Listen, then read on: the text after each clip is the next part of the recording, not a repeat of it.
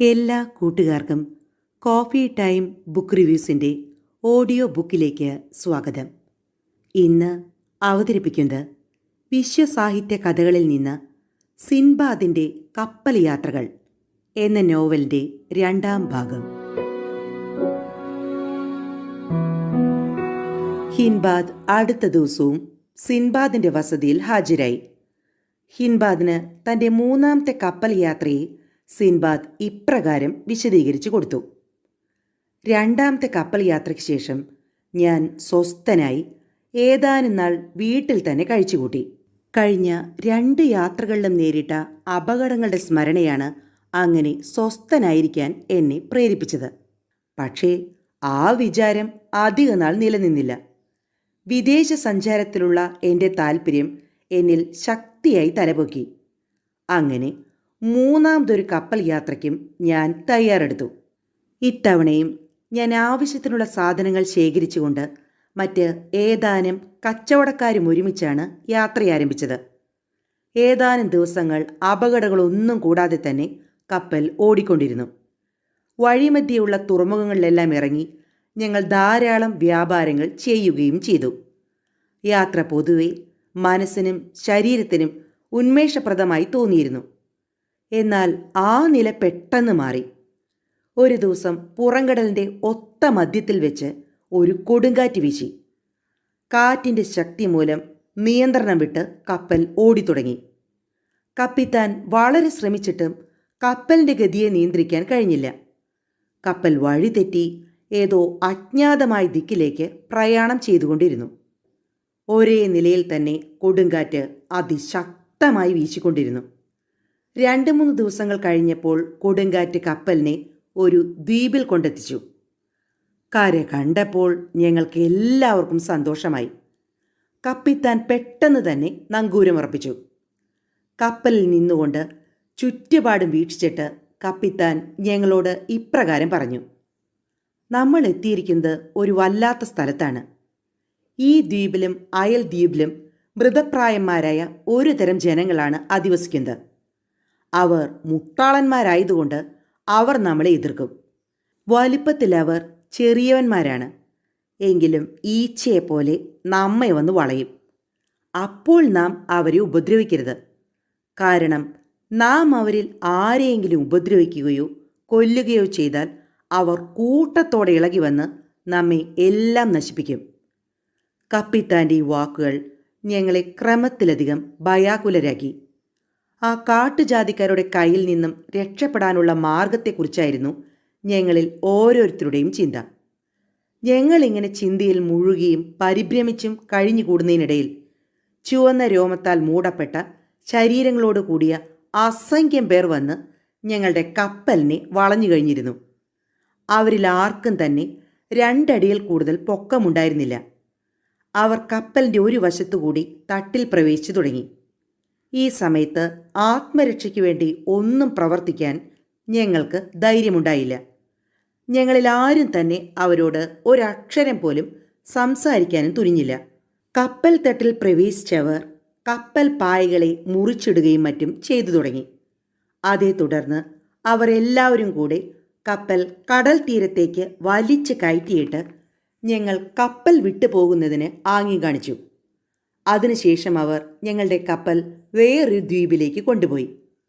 നിരാശരായി ഞങ്ങൾ കടൽ തീരത്തു നിന്നും കുറച്ചു ദൂരം മുന്നോട്ട് പോയി. അപ്പോൾ അവിടെ നിന്നും കുറെ അകലത്തായി ഒരു വലിയ കെട്ടിടം കാണാൻ സംഗതിയായി. ഞങ്ങൾ നടന്ന് ആ കെട്ടിടത്തിന് സമീപമെത്തി പരിശോധിച്ചു. അവസാനം പടിവാതിൽ തുറന്ന് ആ കെട്ടിടത്തിനുള്ളിൽ പ്രവേശിച്ചു. നടുമുറ്റത്തിൻ്റെ ഒരു ഭാഗത്തായി ഒരു പൂമുഖവും അതിൻ്റെ ഒരു വശത്ത് ധാരാളം അസ്ഥികൂട്ടങ്ങളും മറ്റൊരു വശത്ത് മാംസം ചുടുന്നതിനുള്ള അടുപ്പുകളും ഞങ്ങൾ കണ്ടു. ഈ കാഴ്ചകളെല്ലാം ഞങ്ങൾക്ക് എത്രമാത്രം ഭയമുളവാക്കിയെന്ന് പറയേണ്ടതില്ലല്ലോ. ഈ ഭീകര രംഗങ്ങളെല്ലാം കണ്ട് ഭയന്ന് വിറച്ച് ഞങ്ങൾ ഏതാനും സമയം ആ കെട്ടിടത്തിനുള്ളിൽ കഴിച്ചുകൂട്ടി. പെട്ടെന്ന് ആ പൂമുഖത്തിൻ്റെ അടുത്തുള്ള മുറിയുടെ അകത്തെ കതക് തുറക്കുന്ന ശബ്ദം കേട്ടു. ഞങ്ങൾ ശബ്ദം കേട്ട ഭാഗത്തേക്ക് സൂക്ഷിച്ചു നോക്കി. ആ മുറിയിൽ നിന്നും കറുത്ത് വിരൂപനായ ഒരു മനുഷ്യൻ പുറത്തു വന്നു. അയാളെ കണ്ടപ്പോൾ ഞങ്ങളിൽ അവശേഷിച്ചിരിക്കുന്ന ജീവനും ഏറെക്കുറെ നഷ്ടപ്പെട്ടതുപോലെ തോന്നി. ഒരു പനയോളം ഉയരത്തിലുള്ള ആ ദീർഘകായൻ്റെ നെറ്റിയുടെ ഒത്ത മധ്യത്തിലായി ഒറ്റ കണ്ണ് മാത്രമേ ഉണ്ടായിരുന്നുള്ളൂ. ആ ഒരു കണ്ണ് തീക്കട്ടയ്ക്ക് തുല്യം ജ്വലിച്ചുകൊണ്ടിരുന്നു. അയാളുടെ മുൻഭാഗത്തെ പല്ലുകൾ നീണ്ടു കൂർത്ത് വായ്ക്ക് വെളിയിലേക്ക് തള്ളിയും വായ് കുതിരയുടേതുപോലെ അഗാധമായും കാണപ്പെട്ടു. ചെവിയാകട്ടെ ആനച്ചെവി പോലെ തോളിൽ ചുരുണ്ട് കിടക്കുകയാണ്. നഖങ്ങളെല്ലാം വളരെ നീണ്ടും വളഞ്ഞുമിരുന്നു. ഈ രാക്ഷസന്റെ ദർശനം ഞങ്ങൾക്ക് ബോധക്ഷയമുണ്ടാക്കി. അങ്ങനെ എത്ര സമയം കഴിഞ്ഞുവെന്ന് ഞങ്ങളിൽ ആർക്കും തന്നെ നിശ്ചയമുണ്ടായിരുന്നില്ല. ഞങ്ങളിൽ ഓരോരുത്തർക്കായി ബോധം വീണ്ടു കിട്ടിയപ്പോൾ പൂമുഖത്തിരുന്ന് ആ രാക്ഷസൻ ഞങ്ങളെ സൂക്ഷിച്ച് നോക്കിക്കൊണ്ടിരിക്കുന്നതായിട്ടാണ് കണ്ടത്. അതിനുശേഷം ഞങ്ങൾ നിൽക്കുന്ന സ്ഥലത്തേക്ക് അവൻ എഴുന്നേറ്റ് വന്ന് എൻ്റെ കഴുത്തിന് പിടികൂടി. ഒരു കശാപ്പുകാരൻ്റെ കയ്യിലകപ്പെട്ട ആടുപോലെ എൻ്റെ പിടലി അവൻ്റെ കയ്യിലകപ്പെട്ട് ഞെരിഞ്ഞു തുടങ്ങി. ഭാഗ്യമെന്ന് പറയട്ടെ, എൻ്റെ ശരീരം വളരെ ശോഷിച്ചിരുന്നതിനാൽ അവൻ എന്നെ ഉപേക്ഷിച്ചു. ഇപ്രകാരം ഞങ്ങളിൽ ഓരോരുത്തരുടെയും മാംസക്കൊഴുപ്പ് അവൻ പരീക്ഷിച്ചു നോക്കി. യാത്രക്കാരായ ഞങ്ങളുടെ എല്ലാവരുടെയും ശരീരം ശോഷിച്ചതായിരുന്നുകൊണ്ട് ശരീരം തടിച്ച് അല്പം മാംസക്കൊഴുപ്പുണ്ടായിരുന്ന നിർഭാഗ്യവാനായ കപ്പിത്താനെയാണ് ആദ്യം അവൻ്റെ ഇരയായി ഭവിച്ചത്. കപ്പിത്താനെ പിടികൂടി പിടലി ഞെരിച്ച് കൊന്നിട്ട് അവൻ അയാളുടെ ശരീരം വേവിച്ച് തിന്ന് തൃപ്തനായി. മനുഷ്യമാംസം തിന്ന് സന്തുഷ്ടനായ അവൻ അഗാധ നിദ്രയിൽ ലയിച്ചു. ആ രാക്ഷസന്റെ ഓരോ കൂർക്കം വലിക്കും ഓരോ പീരങ്കി വെടിയുടെ ശബ്ദമുണ്ട്. അതിരാവിലെ ഉറക്കമുണർന്ന് അവൻ എവിടേക്കോ പോയി. ഞങ്ങൾ ഇനി എന്ത് ചെയ്യണമെന്നറിയാതെ അവിടെ തന്നെ സ്ഥിതി ചെയ്തു. അവനിൽ നിന്നും രക്ഷപ്പെടാനുള്ള പല വഴികളും ഞങ്ങൾ ആലോചിച്ചു. പരിഭ്രമവും ഭയവും നിമിത്തം ഒരു വഴിയും ഞങ്ങൾക്ക് കണ്ടുപിടിക്കാൻ കഴിഞ്ഞില്ല. ആലോചിച്ച് സമയം പോയതറിഞ്ഞില്ല. വൈകുന്നേരമായപ്പോൾ അവൻ തിരിച്ചു വന്നു. കഴിഞ്ഞ ദിവസത്തെ പോലെ തന്നെ ഞങ്ങളിൽ ശരീരം നന്നായിരിക്കുന്ന ഒരുവൻ അവന് ആഹാരമായി തീർന്നു. പതിവ് പോലെ മനുഷ്യ മാംസം തിന്ന് തൃപ്തനായി അവൻ ഉറക്കത്തിലായി. പിറ്റേ ദിവസം നേരം പുലർന്നു. ആ രാക്ഷസൻ പതിവ് പോലെ അവിടെ നിന്നും എവിടേക്കോ ഇറങ്ങിപ്പോയി. അവനിൽ നിന്നും ആ ദ്വീപിൽ നിന്ന് തന്നെയും രക്ഷപ്പെടുന്നതിനുള്ള മാർഗത്തെക്കുറിച്ചായിരുന്നു സദാസമയവും എൻ്റെ ചിന്ത. അവസാനം എനിക്ക് പിടികിട്ടിയ ഒരു ഉപായം ഞാൻ കൂട്ടുകാരെ പറഞ്ഞു കേൾപ്പിച്ചു. സ്നേഹിതരെ, കടൽ തീരത്ത് ധാരാളം പൊങ്ങുതടികൾ കിടപ്പുണ്ടല്ലോ, അവ കൂട്ടിച്ചേർത്ത് നമുക്ക് ഏതാനും ചങ്ങാടം തയ്യാറാക്കാം. ചങ്ങാടം തയ്യാറാക്കിയിട്ടുകൊണ്ട് ഈ രാക്ഷസനെ കൊല്ലുന്നതിനുള്ള ഉപായവും നമുക്ക് നോക്കണം. അവനെ കൊന്നു കഴിഞ്ഞാൽ പിന്നെ ഏതെങ്കിലും ഒരു കപ്പൽ ഈ തീരം വഴി വരുന്നതുവരെ നമുക്ക് ഇവിടെ തന്നെ താമസിക്കാം. അഥവാ അവനെ കൊല്ലുന്ന കാര്യത്തിൽ നമ്മുടെ സൂത്രം നടന്നില്ലെങ്കിൽ പെട്ടെന്ന് തന്നെ നമുക്ക് ചങ്ങാടം വഴി രക്ഷപ്പെടുകയും ചെയ്യാം. കൂട്ടുകാർക്കെല്ലാം എൻ്റെ അഭിപ്രായം സ്വീകാര്യമായി തോന്നി. എൻ്റെ ബുദ്ധിശക്തിയെ അവർ പ്രശംസിച്ചു. അതനുസരിച്ച് പ്രവർത്തിക്കുന്നതിന് എല്ലാവരും തയ്യാറായി. വളരെ വേഗം തന്നെ 3 പേർ വീതം കയറാവുന്ന ഏതാനും ചങ്ങാടങ്ങൾ ഞങ്ങൾ തയ്യാർ ചെയ്ത് കടൽ തീരത്തിൽ ബന്ധിച്ചിട്ടു. നേരം സന്ധ്യയായപ്പോൾ ഞങ്ങൾ കെട്ടിടത്തിലേക്ക് മടങ്ങി. കുറച്ചു കഴിഞ്ഞപ്പോൾ രാക്ഷസനും അവിടെ എത്തിച്ചേർന്നു. അന്നും നിർഭാഗ്യവാനായ ഞങ്ങളുടെ ഒരു കൂട്ടുകാരൻ അവൻ്റെ ആഹാരമായി തീർന്നു. മനുഷ്യമാംസം തിന്ന് പതിവ് പോലെ അവൻ നിദ്രയെ പ്രാപിച്ചു. അവൻ ഉറങ്ങിയെന്ന് ബോധ്യം വന്നപ്പോൾ ഞങ്ങൾ 9 ഇരുമ്പ് ചട്ടുകങ്ങൾ നല്ലതുപോലെ പഴുപ്പിച്ച് ഒരേ സമയം അവൻ്റെ കണ്ണിൽ കുത്തിയിറക്കി. ദിഗന്ധങ്ങൾ ഭേദിക്കുമാറുള്ള അലർച്ചയോടുകൂടി അവൻ ഉണർന്നു. പക്ഷേ അവൻ്റെ കണ്ണ് ഞങ്ങൾ തകർത്തു കഴിഞ്ഞിരുന്നു. അതുകൊണ്ട് അന്ധനായ അവൻ അവൻ്റെ കൈക്കാലുകളെ 4 പാടും നീട്ടി ഞങ്ങളെ തിരിഞ്ഞു നോക്കി. ഞങ്ങൾ അവൻ്റെ കൈക്കാലുകൾ വരുന്ന ഭാഗത്തു നിന്നും ഒഴിഞ്ഞു മാറി നിന്നു. ആരെങ്കിലും അവൻ്റെ പിടിയിൽ അകപ്പെട്ടിരുന്നെങ്കിൽ അവൻ്റെ ജീവിതം അതോടെ തീരുമായിരുന്നു. അന്ധനായ അവൻ പടിവാതിൽ തള്ളി തുറന്ന് വെളിയിലിറങ്ങി. അതിഭയങ്കരമായ അലർച്ചയോടുകൂടി നടന്നു തുടങ്ങി. ഞങ്ങളും ഈ സമയം ആ കെട്ടിടത്തിന് പുറത്ത് ഇറങ്ങിക്കഴിഞ്ഞിരുന്നു. ആ രാക്ഷസനെ ഭയന്ന് അതിവേഗം ഞങ്ങൾ കടൽക്കരയിലെത്തി.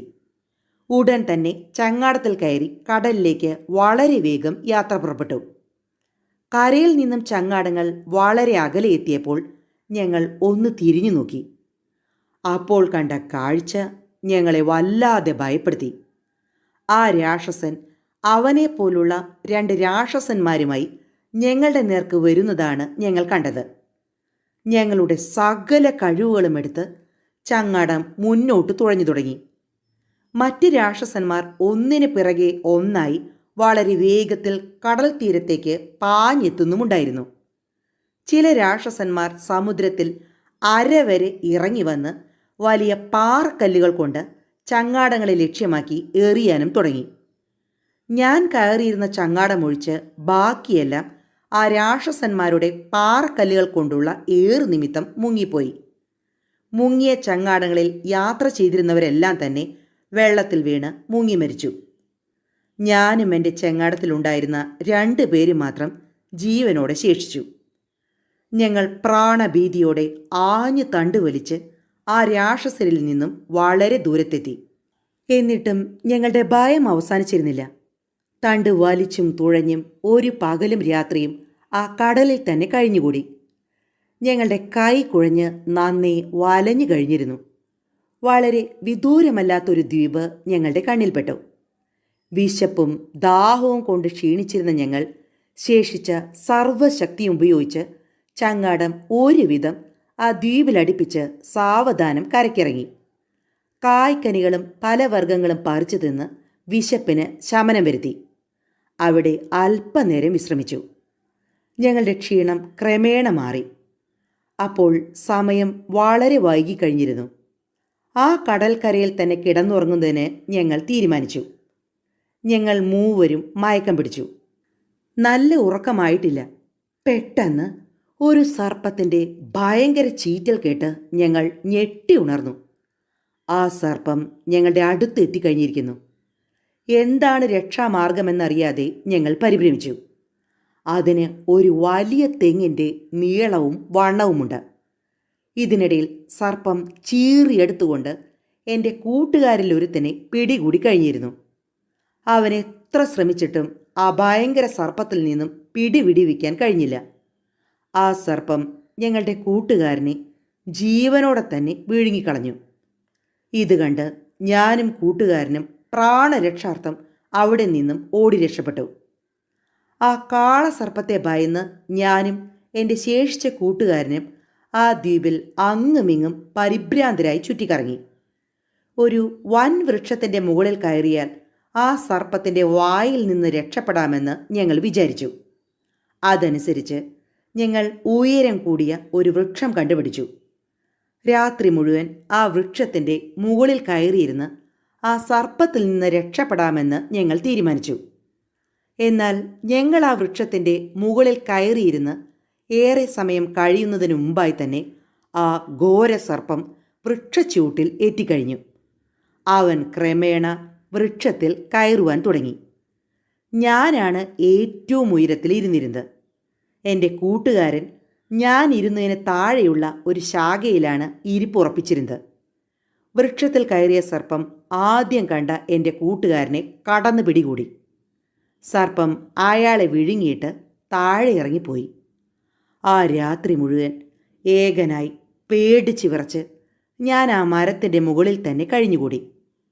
നേരം പ്രഭാതമായപ്പോൾ ഞാൻ ആ മരത്തിൽ നിന്നും താഴെ ഇറങ്ങി.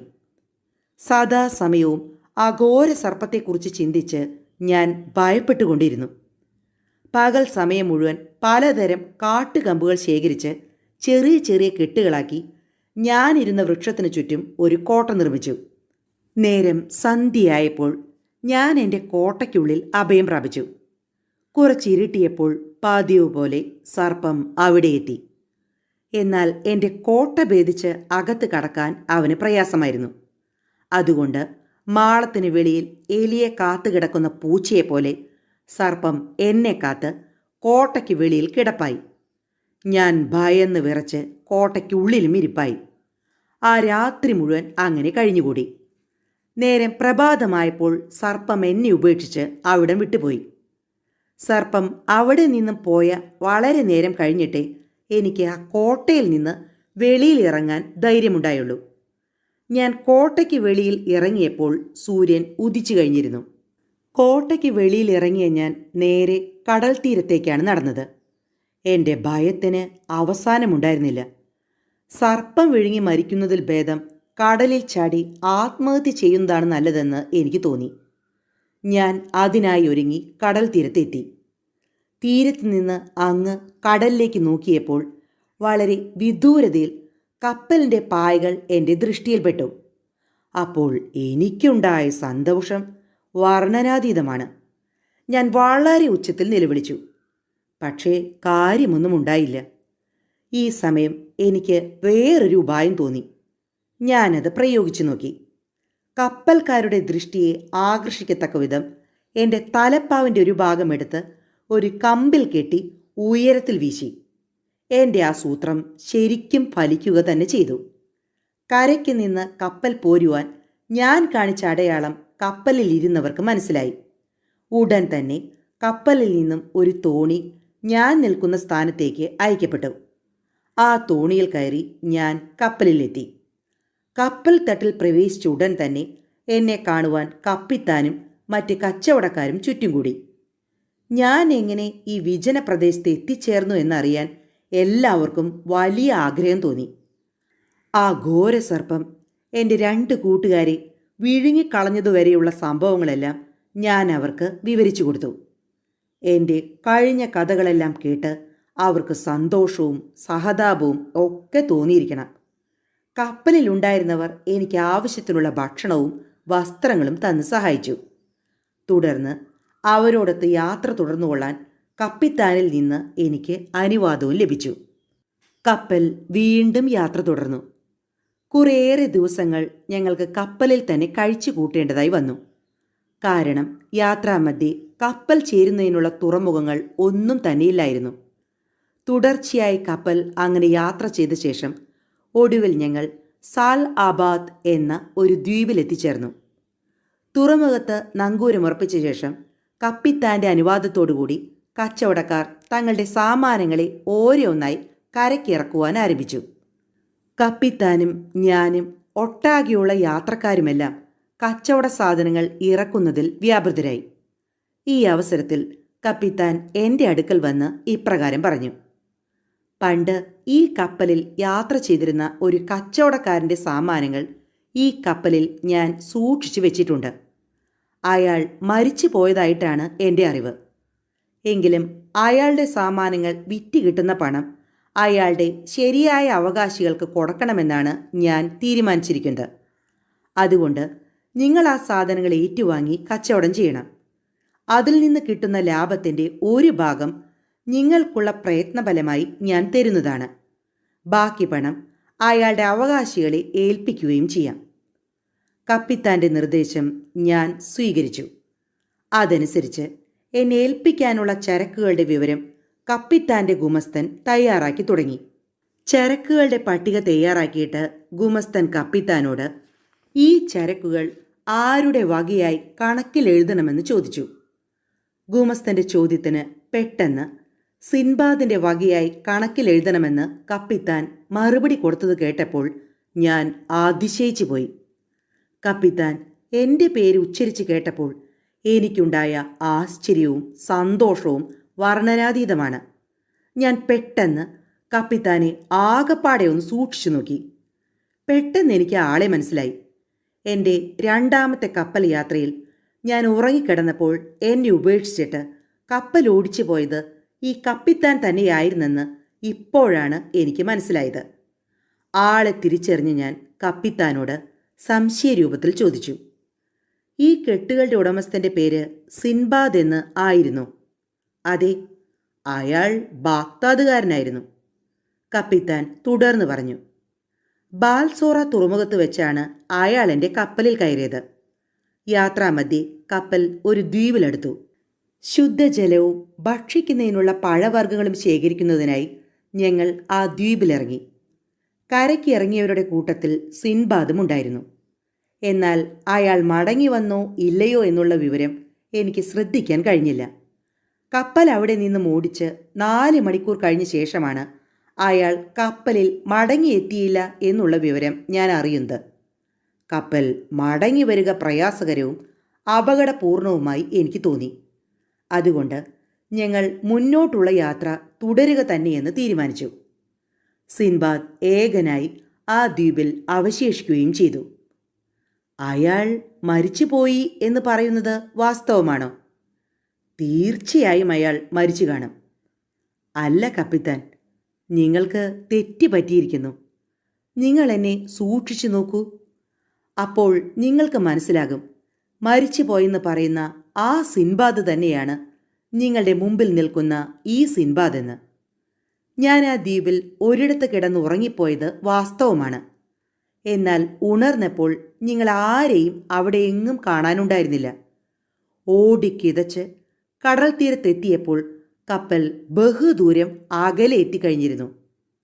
ആദ്യമൊന്നും എൻ്റെ വാക്കുകളിൽ കപ്പിത്താന് വലിയ വിശ്വാസം തോന്നിയില്ല. വളരെ നേരത്തെ സൂക്ഷ്മ വീക്ഷണത്തിന് ശേഷം സിൻബാദ് ഞാൻ തന്നെയാണെന്ന് കപ്പിത്താൻ സമ്മതിച്ചു. ഇതാ, ഈ കാണുന്ന സാധനങ്ങളെല്ലാം നിങ്ങളുടെ വകയാണ്. ഇതുവരെയും ഞാൻ അവയെ ഭദ്രമായി സൂക്ഷിച്ചു. ഇനി ആ ചുമതല നിങ്ങൾക്കുള്ളതാണ്.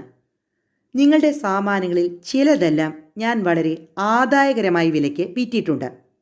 അങ്ങനെ വിറ്റ് കിട്ടിയ പണവും ഈ കെട്ടുകളിൽ പ്രത്യേകമായി സൂക്ഷിച്ചിട്ടുണ്ട്. നിങ്ങൾ അവയെല്ലാം ഏറ്റുവാങ്ങിക്കൊള്ളുക. താങ്കൾ ചെയ്തു തന്ന വിലയേറിയ ഉപകാരത്തിന് നന്ദി എന്ന് ഞാൻ പറഞ്ഞു. കപ്പിത്താനിൽ നിന്നും ഞാൻ സാധനങ്ങൾ എല്ലാം ഏറ്റുവാങ്ങി. കപ്പിത്താൻ്റെ സത്യസന്ധതയിലും സ്വഭാവ മഹിമയിലും എനിക്ക് അളവറ്റ ബഹുമാനം തോന്നി. കപ്പൽ ഏറെ താമസിയാതെ സാൽ ആബാദ് ദ്വീപിൽ നിന്നും യാത്ര തിരിച്ചു. നഷ്ടപ്പെട്ട സാധനങ്ങൾ വീണ്ടു കിട്ടിയതിൽ എനിക്ക് അളവറ്റ സന്തോഷമുണ്ടായി. സാൽ ആബാദ് ദ്വീപിൽ നിന്നും കപ്പലോടി ബാൽസോറ തുറമുഖത്ത് എത്തി. എൻ്റെ കൈവശമുണ്ടായിരുന്ന ചരക്കുകൾ എല്ലാം നല്ല ലാഭത്തിൽ തന്നെ അവിടെ വിറ്റഴിഞ്ഞു. ബാൽസോറ തുറമുഖത്തു നിന്നും ഒരു ദീർഘമായ കപ്പൽ യാത്രയ്ക്ക് ശേഷം ഞാൻ ബാഗ്ദാദിൽ മടങ്ങിയെത്തി. ഈ യാത്രാനന്തരം എൻ്റെ കൈവശം ചില വില തീരാത്ത ധനമുണ്ടായിരുന്നു. അതിൽ ഏതാനും ഭാഗം ചെലവഴിച്ച് ധാരാളം വസ്തുവകകൾ ഞാൻ സമ്പാദിക്കുകയും ബാക്കിയുള്ളത് പാവങ്ങൾക്ക് ദാനമായി കൊടുക്കുകയും ചെയ്തു. സിൻബാദ് ഇത്രയും പറഞ്ഞ് തൻ്റെ 3ാമത്തെ കപ്പൽ യാത്രയുടെ വിവരണം അവസാനിപ്പിച്ചു. സിൻബാദിൽ നിന്നും ഇത്തവണ സംഭാവനയായി കിട്ടിയ പണസഞ്ചിയുമായി ഹിൻബാദ് വീട്ടിലേക്കും യാത്രയായി. പിറ്റേ ദിവസം പതിവ് പോലെ ഹിൻബാദ് രാവിലെ തന്നെ സിൻബാദിൻ്റെ ഭവനത്തിൽ ഹാജരായി. പ്രഭാത കൃത്യങ്ങൾ നടത്തി ഭക്ഷണവും കഴിഞ്ഞ് സിൻബാദ് തൻ്റെ 4ാമത്തെ കപ്പൽ യാത്ര ഹിൻബാദിനോട് പറഞ്ഞു തുടങ്ങി. 3ാമത്തെ യാത്രാനന്തരമുള്ള ശരീരക്ഷീണം മാറ്റുന്നതിനായി കുറച്ചുകാലം സ്വസ്ഥനായി ഞാൻ വീട്ടിൽ തന്നെ കഴിച്ചുകൂട്ടി. എങ്കിലും കപ്പൽ യാത്രയിലുള്ള ആഗ്രഹം നിമിത്തം 4ാമതൊരു യാത്രയ്ക്ക് അധികം താമസിയാതെ തന്നെ ഞാൻ തയ്യാറായി. ആവശ്യമുള്ള സാധനങ്ങൾ ശേഖരിച്ചുകൊണ്ട് ബാൽസോറ തുറമുഖത്തു നിന്നും ഞങ്ങൾ യാത്ര പുറപ്പെട്ടു. ഏഷ്യ ഭൂഖണ്ഡത്തിൻ്റെ പല ഭാഗങ്ങളിലും കിഴക്കേ ദ്വീപസമൂഹത്തിൽപ്പെട്ട പല ദ്വീപുകളിലും അടുത്ത് ഞങ്ങൾ ധാരാളം കച്ചവടം നടത്തി. ഒടുവിൽ കിഴക്കേ ദ്വീപസമൂഹത്തിൽപ്പെട്ട ഒരു ദ്വീപിലിറങ്ങി വ്യാപാരം നടത്തിയിട്ട് വീണ്ടും ഞങ്ങൾ യാത്ര തിരിച്ചു. 1-2 ദിവസത്തെ വഴിക്കപ്പുറം ചെന്നപ്പോൾ പ്രകൃതിക്ക് അല്പ വ്യത്യാസം കാണപ്പെട്ടു. ശാന്തമായി കിടന്നിരുന്ന കടൽ ക്ഷോഭിച്ചു തുടങ്ങി. ഒരു കൊടുങ്കാറ്റിൻ്റെ ആരംഭമായിരുന്നു അത്. കപ്പിത്താൻ വേണ്ട മുൻകരുതലുകൾ ഒക്കെ ചെയ്തു. പക്ഷേ അതുകൊണ്ടൊന്നും ഒരു പ്രയോജനവും ഉണ്ടായില്ല. കൊടുങ്കാറ്റ് അതിശക്തമായി വീശി തുടങ്ങി. പർവ്വതാകാരമായ തിരമാലകൾ കപ്പലിൽ ആഞ്ഞു വന്നടിച്ചുകൊണ്ടിരുന്നു. ശക്തിയായ കാറ്റടിച്ച് പായകൾ ഛിന്ന ഭിന്നമായി. കൊടുങ്കാറ്റ് കപ്പലിനെ കീഴ്മേൽ മറിച്ചുകൊണ്ട് ഏതോ അജ്ഞാത സ്ഥലത്തേക്ക് കൊണ്ടുപോയിക്കൊണ്ടിരുന്നു.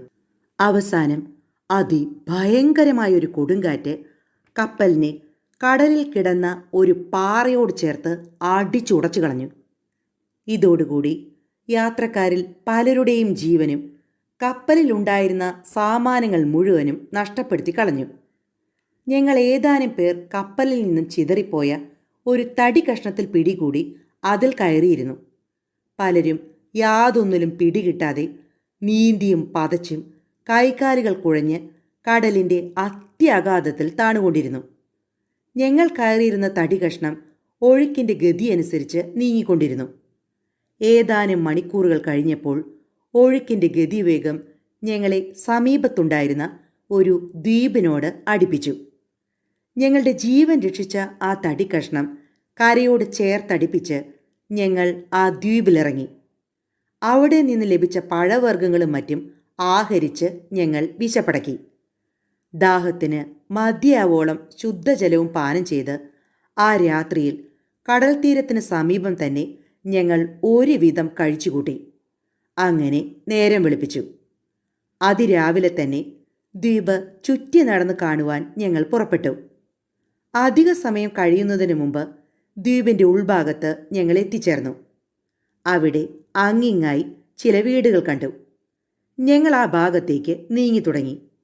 ആ വീടുകളുടെ പരിസരത്ത് എത്തിയ മാത്രയിൽ ഒരു പറ്റം കാപ്പിരികൾ വന്ന് ഞങ്ങളെ വളഞ്ഞു. അവരെ എതിർക്കാനുള്ള സംഘബലമോ തൻ്റെ ഇടമോ ഞങ്ങൾക്കില്ലായിരുന്നു. അവർ ഞങ്ങളെ എല്ലാവരെയും പങ്കിട്ടെടുത്ത് അവരുടെ വാസസ്ഥാനത്തേക്ക് കൂട്ടിക്കൊണ്ടുപോയി. എന്നെയും 5 കൂട്ടുകാരെയും ഒരു വീട്ടിലേക്കാണ് കൊണ്ടുപോയത്. അവിടെ അവർ ഞങ്ങളെ ഒരു വരിയായി ഇരുത്തിയിട്ട് ഞങ്ങൾക്ക് ഭക്ഷിക്കാൻ ഒരു ചെടി തന്നു. വിശപ്പ് കൊണ്ട് വലഞ്ഞിരുന്ന എൻ്റെ കൂട്ടുകാർ അത് ആർത്തിയോടെ ഭക്ഷിച്ചു. കാപ്പിരികൾ ആ ചെടി ഭക്ഷിക്കാതിരിക്കുന്നത് കണ്ടപ്പോൾ എനിക്ക് ചില സംശയങ്ങൾ തോന്നി. അതിൽ അപകടം എന്തെങ്കിലും കാണുമെന്ന് ഞാൻ ഊഹിച്ചു. അതുകൊണ്ട് ഞാൻ ആ ചെടി അല്പം പോലും രുചിച്ചു നോക്കിയില്ല. ഞാൻ വിചാരിച്ചതുപോലെ തന്നെ സംഭവിച്ചു. അല്പസമയം കഴിഞ്ഞില്ല. അതിനു മുമ്പായി തന്നെ എൻ്റെ കൂട്ടുകാരെല്ലാവരും സ്വബോധം നശിച്ചവരെ പോലെ എന്തൊക്കെയോ പുലമ്പി തുടങ്ങി. ഞാൻ ഇതെല്ലാം അവരുടെ കൂടെയിരുന്ന് ബോധത്തോടെ നോക്കിക്കൊണ്ടിരുന്നു.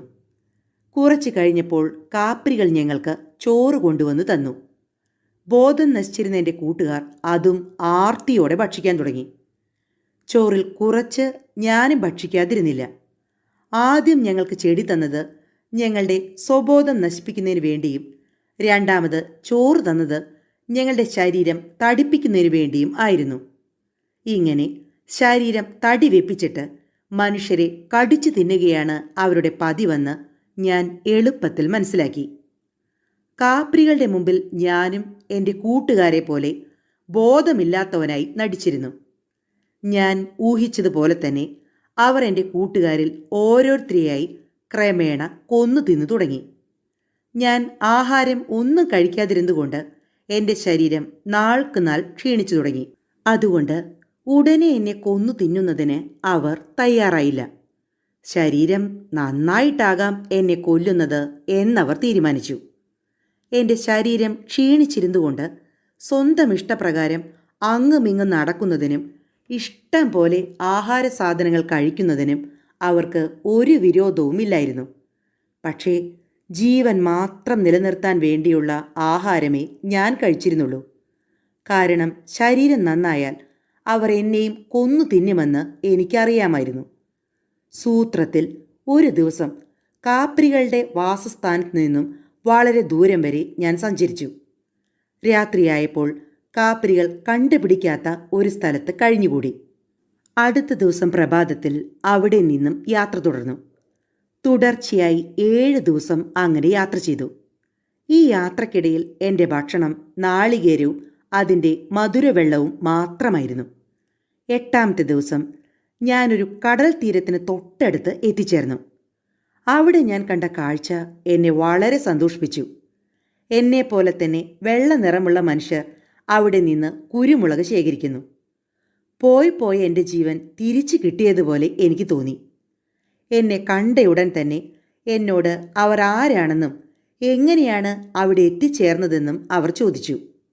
അവർ സംസാരിച്ചത് എൻ്റെ മാതൃഭാഷയിലാണ്. അത് കേട്ടപ്പോൾ എനിക്കുണ്ടായ ആഹ്ലാദം പറഞ്ഞറിയിക്കാൻ പ്രയാസമാണ്. അവരുടെ ചോദ്യത്തിന് മറുപടിയായി ഞാൻ എൻ്റെ കഴിഞ്ഞ കഥകളെല്ലാം അവരെ ധരിപ്പിച്ചു. ആ ദ്വീപിൽ കുരുമുളക് സമൃദ്ധിയായി ഞാൻ കണ്ടു. അവർ കുരുമുളക് ശേഖരിച്ച് കഴിയുന്നതുവരെ ഞാനും അവരോടൊത്ത് അവിടെ താമസിച്ചു. കുരുമുളക് ശേഖരിച്ചു കഴിഞ്ഞ് അവരുടെ ദ്വീപിലേക്ക് മടങ്ങിയപ്പോൾ അവർ എന്നെയും കൂടെ കൊണ്ടുപോയി. അവിടെ ചെന്ന് അവർ എന്നെ അവിടുത്തെ രാജാവിൻ്റെ മുമ്പിൽ ഹാജരാക്കി. അദ്ദേഹം എന്നെ കരുണാപൂർവ്വം വീക്ഷിച്ചു. എൻ്റെ സഞ്ചാര കഥകളെല്ലാം വളരെ ശ്രദ്ധയോടെ അദ്ദേഹം കേട്ട് രസിച്ചു. എന്നോട് അദ്ദേഹത്തിന് വളരെ താല്പര്യം തോന്നി. എനിക്ക് ധാരാളം വസ്ത്രങ്ങൾ അദ്ദേഹം സമ്മാനമായി തരികയും എനിക്ക് വേണ്ടതെല്ലാം ചെയ്തു തരാൻ ആജ്ഞ കൊടുക്കുകയും ചെയ്തു. പ്രകൃതി വിഭവങ്ങൾ കൊണ്ട് ആ ദ്വീപ് അനുഗ്രഹീതമാണ്. ജനസംഖ്യയും ഒട്ടും കുറവല്ലായിരുന്നു. തന്നെയുമല്ല, കച്ചവടത്തിന് വളരെ പ്രസിദ്ധി കേട്ടതായിരുന്നു അവിടുത്തെ രാജധാനി. ഒരു ദിവസം രാജാവ് കുതിരസവാരി ചെയ്യുന്നതായി ഞാൻ കണ്ടു. കടിഞ്ഞാൺ, ജീനി തുടങ്ങിയവ ഉപയോഗിക്കാതെയാണ് അദ്ദേഹം കുതിരപ്പുറത്ത് സവാരി ചെയ്തിരുന്നത്. അവയൊന്നും ഉപയോഗിക്കാതെ അദ്ദേഹം കുതിരയെ ഓടിക്കുന്നത് കണ്ടപ്പോൾ എനിക്ക് അത്ഭുതമാണ് ഉണ്ടായത്. അടുത്ത ദിവസം തന്നെ മറ്റ് ഏതാനും വേലക്കാരുടെ സഹായത്തോടു കൂടി ഞാൻ ഏതാനും കടിഞ്ഞാണും ജീനിയും പണിതീർത്തു. അവ പിറ്റേ ദിവസം ഞാൻ രാജാവിൻ്റെ മുമ്പിൽ കാഴ്ചവെച്ചു. അവ ഉപയോഗിച്ചുള്ള കുതിരസവാരി കൂടുതൽ സുഖകരമാണെന്ന് അദ്ദേഹത്തിന് ബോധ്യമായി. തന്മൂലം എന്നിൽ സന്തോഷം ജനിച്ച അദ്ദേഹം എനിക്ക് വളരെ വില പിടിച്ച ധാരാളം സാധനങ്ങൾ സമ്മാനമായി തന്നു. രാജാവിന് എന്നോടുള്ള പ്രീതി ഒന്നിനൊന്ന് വർദ്ധിച്ചു വന്നു. ദിവസവും കൊട്ടാരത്തിൽ ചെന്ന് രാജാവിനെ മുഖം കാണിക്കുക എൻ്റെ ദിനകൃത്യങ്ങളിൽ ഒന്നായി തീർന്നു. ഒരു ദിവസം കൊട്ടാരത്തിൽ മുഖം കാണിക്കാൻ ചെന്ന എന്നോട് രാജാവ് ഇപ്രകാരം പറഞ്ഞു: സിൻബാദ്, നിങ്ങളോട് എനിക്ക് അതിയായ സ്നേഹമുണ്ട്. അതുപോലെ തന്നെ എൻ്റെ പ്രജകൾക്കും നിങ്ങളിൽ അതിയായ സ്നേഹവാത്സല്യമുണ്ടെന്ന് എനിക്കറിയാൻ കഴിഞ്ഞിട്ടുണ്ട്. അതുകൊണ്ട് നിങ്ങൾ ഈ രാജ്യത്ത് തന്നെ സ്ഥിരമായി വസിക്കണമെന്നാണ് എൻ്റെ ആഗ്രഹം. സ്വദേശത്തേക്ക് മടങ്ങാൻ നിങ്ങൾ ആഗ്രഹിക്കരുത്. സുന്ദരിയും ധനികയുമായ ഒരു യുവതിയെ വിവാഹം കഴിച്ച് നിങ്ങൾ ഇവിടെ തന്നെ സുഖമായി താമസിച്ചുകൊള്ളുക. അതിനുവേണ്ട ഏർപ്പാടുകൾ ഞാൻ ഉടനെ ചെയ്യുന്നുണ്ട്. രാജാവിൻ്റെ ആഗ്രഹത്തിന് ഞാൻ കീഴ്വഴങ്ങി. അതനുസരിച്ച് അടുത്ത ദിവസം തന്നെ സുന്ദരിയും ധനികയുമായ ഒരു കന്യകയെ രാജാവ് എനിക്ക് വിവാഹം കഴിച്ചു തന്നു. ഞാൻ അവളുടെ കൂടെ സുഖവും സന്തോഷകരവുമായ ഒരു ജീവിതം നയിച്ചു പോന്നു. ആ ജീവിതത്തിനിടയിലും സ്വദേശത്തേക്ക് മടങ്ങുന്നതിനുള്ള ആഗ്രഹം എന്നിൽ മുന്നിട്ട് നിന്നിരുന്നു. എൻ്റെ ജന്മദേശത്ത് തിരിച്ചെത്താൻ കഴിയുന്ന ആ നല്ല കാലം സ്വപ്നം കണ്ടുകൊണ്ട് ഞാൻ ആ ദ്വീപിൽ കാലം കഴിച്ചു പോന്നു. ഞാൻ അങ്ങനെ വിവാഹിതനായി ആനന്ദകരമായ ഒരു ജീവിതം നയിച്ചു വരവേ എൻ്റെ അയൽ വീട്ടിൽ ഒരു സംഭവമുണ്ടായി. എൻ്റെ അയൽവാസിയായ ഒരുവൻ്റെ ഭാര്യ എന്തോ സുഖക്കേട് മൂലം പെട്ടെന്ന് മരണമടഞ്ഞു. എൻ്റെ അയൽവാസിയായ സ്നേഹിതൻ്റെ ഈ ഭാര്യാവിയോഗത്തിൽ ഞാൻ സഹതപിച്ചു. അവിടെ പോയി അയാളുടെ ദുഃഖത്തിൽ പങ്കുകൊണ്ടിട്ട് ദുഃഖിതനായ അയാളെ ഇപ്രകാരം സ്വാന്തനപ്പെടുത്തി: സ്നേഹിത, ജനനവും മരണവും ലോക സ്വഭാവമാണ്. മരണത്തെ തടുക്കുവാൻ മനുഷ്യരാൽ കഴിയുന്നതല്ല. നിങ്ങളുടെ ദുഃഖത്തിൽ നിങ്ങളോടൊപ്പം ഞാനും സഹതപിക്കുന്നു. നിങ്ങളുടെ ഭാവി ജീവിതം ദീർഘായുസ്സുള്ളതും ശാന്തിയും സമാധാനം നിറഞ്ഞതുമായിരിക്കാൻ ഞാൻ ദൈവത്തോട് പ്രാർത്ഥിക്കുന്നു. എൻ്റെ ഹൃദയംഗമമായ അനുശോചനവും സ്വാന്തന വാക്കുകളും കേട്ട ശേഷം ആ സ്നേഹിതൻ ഒരു നെടുവീർപ്പിട്ടുകൊണ്ട് ഇങ്ങനെ പറഞ്ഞു: ഈ രാജ്യത്തെ സംബന്ധിച്ചിടത്തോളം നിങ്ങളുടെ സഹതാപവും ആശംസയും അസ്ഥാനത്താണ്. കാരണം എൻ്റെ ജീവനും അവസാനിച്ചിരിക്കുകയാണ്. ഇനി ഏതാനും മണിക്കൂർ നേരത്തേക്ക് മാത്രമേ ഈ ശരീരത്തിന് ജീവനുള്ളൂ. അത് കഴിഞ്ഞാൽ അവളുടെ ഗതി തന്നെ എനിക്കും.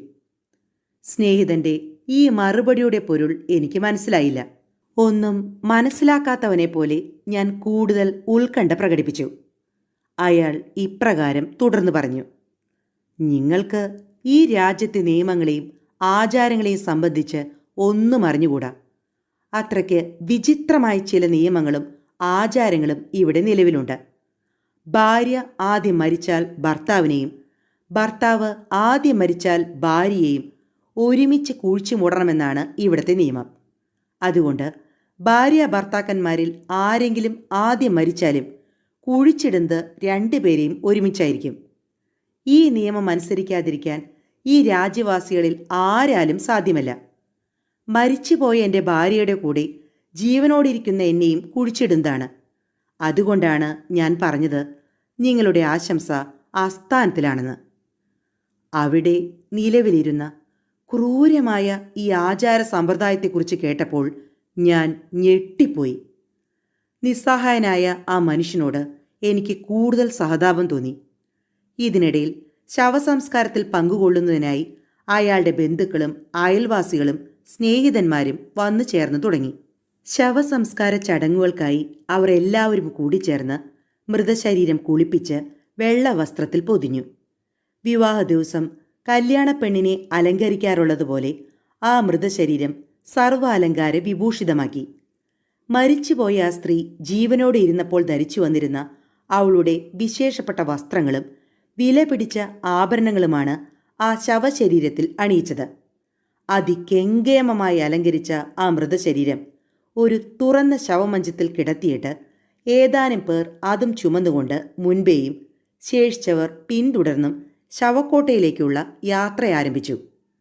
ശവക്കോട്ടയിലേക്കുള്ള ഈ യാത്രയിൽ ഭർത്താവ് ആൾക്കൂട്ടത്തിനു മുമ്പിൽ ശവമഞ്ചത്തിന് സമീപത്തായിട്ടാണ് നടന്നിരുന്നത്. അങ്ങനെ നടക്കണമെന്നാണ് അവിടുത്തെ നിയമം. ശവമഞ്ചവും വഹിച്ചുകൊണ്ട് എല്ലാവരും വളരെ ഉയരം കൂടിയ ഒരു പർവ്വതത്തിൻ്റെ മുകളിലെത്തി. അവിടെയുള്ള അത്യഗാധമായ ഒരു ഗുഹയുടെ മുകൾ ഭാഗം മൂടിയിരുന്ന ഒരു പാറക്കല്ല് എല്ലാവരും ചേർന്ന് വലിച്ചു മാറ്റി. അതിനുശേഷം വിശിഷ്ട വസ്ത്രാഭരണങ്ങൾ അണിയപ്പെട്ടിരുന്ന ആ ശവശരീരം ആ ഗുഹയുടെ അന്തർഭാഗത്തേക്ക് നിക്ഷേപിക്കപ്പെട്ടു. അടുത്ത രംഗം കാണാൻ എൻ്റെ മനസ്സ് വെമ്പൽ പൂണ്ടു. നിസ്സഹായനായ ആ ഭർത്താവിൻ്റെ അനന്തരഗതിയായിരുന്നു എൻ്റെ ചിന്താവിഷയം. അങ്ങനെ അധിക നിമിഷം കഴിഞ്ഞില്ല. അതിനു മുമ്പായി തന്നെ ഭാര്യയെ അനുഗമിക്കുന്നതിനയാൾ സന്നദ്ധനായി കഴിഞ്ഞിരുന്നു. ബന്ധുമിത്രാദികളോടും സ്നേഹിതരോടും അന്ത്യയാത്ര പറഞ്ഞിട്ട് ആ മനുഷ്യനും നേരത്തെ തയ്യാറാക്കപ്പെട്ടിരുന്ന മറ്റൊരു ശവമഞ്ചത്തിൽ കയറിക്കിടന്നു. ആ മഞ്ചത്തിൽ ഒരു ഭരണി വെള്ളവും 7 അപ്പക്കഷ്ണങ്ങളും വെച്ചിട്ട് ആ മഞ്ചവും ഗുഹയുടെ അന്തർഭാഗത്തേക്ക് നിക്ഷേപിക്കപ്പെട്ടു. ജീവനുള്ള ആ മനുഷ്യൻ തൻ്റെ ഭാര്യയുടെ മൃതശരീരത്തോടൊപ്പം ആ ഗുഹാന്തർഭാഗത്തിൽ എന്നേക്കുമായി താഴ്ത്തപ്പെട്ടു. അതിനുശേഷം അവർ എല്ലാവരും ചേർന്ന് ആ ഗുഹയുടെ മുകൾ ഭാഗം ഭീമാകാരമായ ആ പാറക്കല്ല് വലിച്ചു വെച്ച് പൂർവ്വസ്ഥിതിയിൽ ഭദ്രമായി അടച്ചിട്ടാണ് അവിടെ നിന്നും പിരിഞ്ഞുപോയത്. ആ ശവസംസ്കാര ചടങ്ങിൽ സംബന്ധിച്ച് ഞാൻ മടങ്ങിപ്പോയത് രാജകൊട്ടാരത്തിലേക്കായിരുന്നു. അവിടെ ചെന്ന് ഞാൻ രാജാവിന് മുഖം കാണിച്ച് ഇപ്രകാരം പറഞ്ഞു: പ്രഭു, ഞാനൊരു കാര്യം തിരുമനസ്സുണർത്തിക്കാനാണ് വന്നത്. ഞാൻ അനേകം രാജ്യങ്ങളിൽ സഞ്ചരിച്ചിട്ടുണ്ട്. അവിടെയെല്ലാമുള്ള വിഭിന്ന വർഗത്തിൽപ്പെട്ട നാനാതരം ജനങ്ങളുമായും സമ്പർക്കം പുലർത്തുകയും ചെയ്തിട്ടുണ്ട്. എങ്കിലും ഇവിടത്തെ പോലെ ജീവനുള്ള മനുഷ്യരെ കുഴിച്ചിടുന്ന ഒരു നിയമം മറ്റെങ്ങും നടപ്പുള്ളതായി ഞാൻ അറിഞ്ഞിട്ടില്ല. ഞാൻ ആദ്യമായിട്ടാണ് ഇത്തരമൊരു ഭയങ്കര സംഭവം കാണുന്നത്. അതൊരു പൊതു നിയമമാണ്. നിങ്ങൾക്കതിൽ അത്ഭുതം തോന്നുന്നുണ്ടാവാം. പക്ഷേ എനിക്കും ആ നിയമം അനുസരിച്ചേ പറ്റൂ. എൻ്റെ റാണി ഞാൻ മരിക്കുന്നതിന് മുമ്പ് മരിച്ചാൽ എന്നെയും അവരോടൊന്നിച്ച് ഒരു കുഴിയിൽ തന്നെ മറവ് ചെയ്യുന്നതാണ്. ഈ രാജ്യത്തുള്ള ഏതൊരാൾക്കും ഈ നിയമത്തിൽ നിന്നും ഒഴിഞ്ഞു നിൽക്കുക സാധ്യമല്ല. ഈ രാജ്യത്ത് വസിക്കുന്ന വിദേശീയരെ ഈ നിയമം ബാധിക്കുമോ? അഥവാ അവർക്ക് ഈ ചട്ടത്തിൽ നിന്ന് ഒഴിഞ്ഞു നിൽക്കാൻ വല്ല മാർഗവുമുണ്ടോ? ഞാൻ രാജാവിനോട് തിരക്കി. ഇല്ല, വിദേശീയർ ഇവിടെ വന്ന് വിവാഹബന്ധത്തിൽ ഏർപ്പെട്ടാൽ അവർക്കും ഈ നിയമം അനുസരിച്ചേ പറ്റൂ. വിവാഹം കഴിച്ച വിദേശീയർക്കും ഈ ചട്ടത്തിൽ നിന്നും ഒഴിഞ്ഞു മാറുക സാധ്യമല്ല. രാജാവിൻ്റെ ഈ മറുപടി കേട്ടപ്പോൾ എൻ്റെ മനസ്സ് വല്ലാതെ അസ്വസ്ഥമായി തീർന്നു. പലവിധ ചിന്തകൾ എന്നെ അലട്ടാൻ തുടങ്ങി. ഞാൻ മരിക്കുന്നതിനു മുമ്പ് എൻ്റെ ഭാര്യ മരിച്ചാൽ എന്നെയും അവർ ജീവനോടെ കുഴിച്ചിടുമല്ലോ എന്നോർത്തപ്പോൾ എൻ്റെ സങ്കടത്തിന് അതിരുണ്ടായില്ല. രാജാവിനോട് വിട ചോദിച്ച് രാജകൊട്ടാരത്തിൽ നിന്നും ഞാൻ വീട്ടിലേക്ക് മടങ്ങി. ദിവസങ്ങൾ പലതും കടന്നുപോയി. അതിനിടയിൽ എൻ്റെ ഭാര്യയ്ക്ക് ഒരു സുഖക്കേട് ആരംഭിച്ചു. ചികിത്സകൾ കൊണ്ടൊന്നും പ്രയോജനമുണ്ടായില്ല. അവൾ മരിക്കുമെന്ന കാര്യം ഏറെക്കുറെ നിശ്ചയമായി. അപ്പോൾ എനിക്കുണ്ടായ മനോവിഷമം ഊഹാതീതമാണ്. അവളുടെ മരണാന്തരം എനിക്ക് ഭവിക്കുന്ന ദുരന്തം കൂടി ആലോചിച്ചപ്പോൾ എൻ്റെ ഹൃദയം പരവശമായി തീർന്നു. കഷ്ടകാലമെന്നല്ലാതെ എന്ത് പറയാനാണ്. ഏറെ താമസിയാതെ അവൾ മരിച്ചു. അവൾ മരിച്ചെന്നറിഞ്ഞപ്പോൾ എൻ്റെ ജീവനും നഷ്ടപ്പെട്ടതായി എനിക്ക് തോന്നി. സിൻബാദിൻ്റെ കപ്പൽ യാത്രകൾ എന്ന നോവലിൻ്റെ 2ാം ഭാഗം എല്ലാ കൂട്ടുകാർക്കും ഇഷ്ടമായി എന്ന് തന്നെ കരുതുന്നു. അടുത്ത തവണ ഞാൻ എത്തും വരെ എല്ലാ കൂട്ടുകാർക്കും നന്ദി, നമസ്കാരം.